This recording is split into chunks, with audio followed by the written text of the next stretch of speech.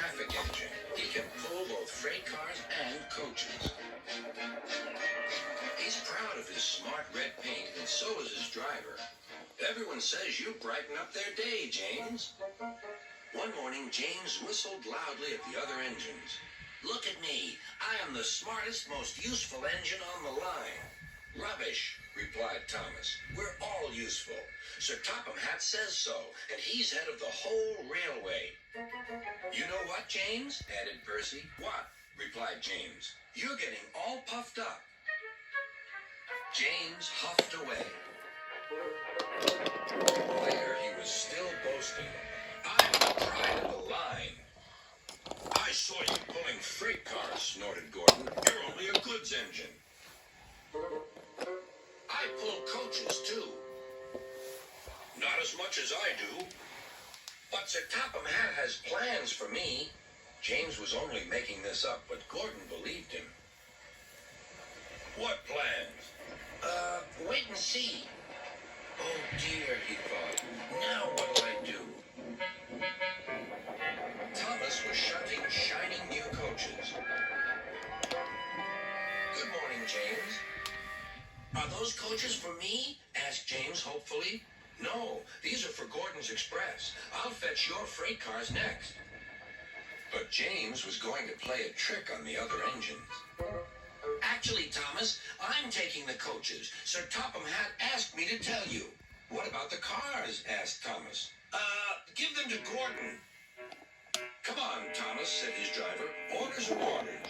So when James's driver returned, James was coupled to the coaches and he puffed away.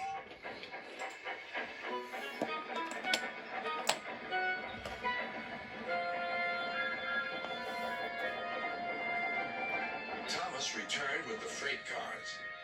And a few minutes later, Gordon arrived. Where's the express? Thomas told him about James. And so here are your cars. Gordon was very cross, and so was his driver. Wait till Sir Topham Hatt hears about this. Meanwhile, James was enjoying himself enormously. What a clever plan! What a clever plan! He jumped. Then he saw Sir Topham Hatt.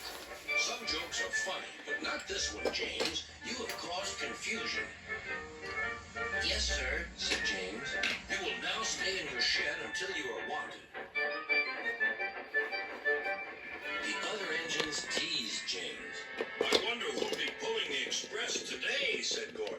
I expect it'll be you, replied Henry. James is stuck in the shed for being silly. James felt sad. Next morning, he went back to work. Hello, said Thomas. Good to see you out and about again. I'm sorry I tricked you, said James. Are these my cars? Yes, replied Thomas kindly. They are pleased to have you back. James set off to the harbor with his train of freight cars. He puzzled about all day, pushing and pulling them into place.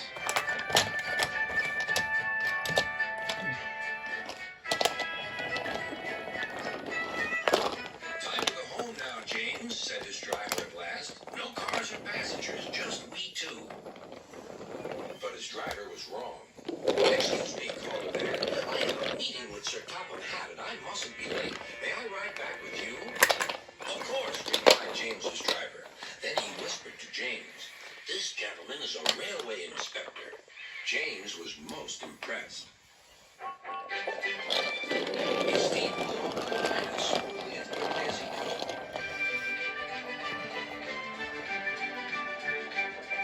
Sir Topham Hatt was waiting on the platform, and the railway inspector greeted him warmly. This clever engine gave me a splendid ride. You must be proud of him. Yes, indeed. Once again, you are a really useful engine.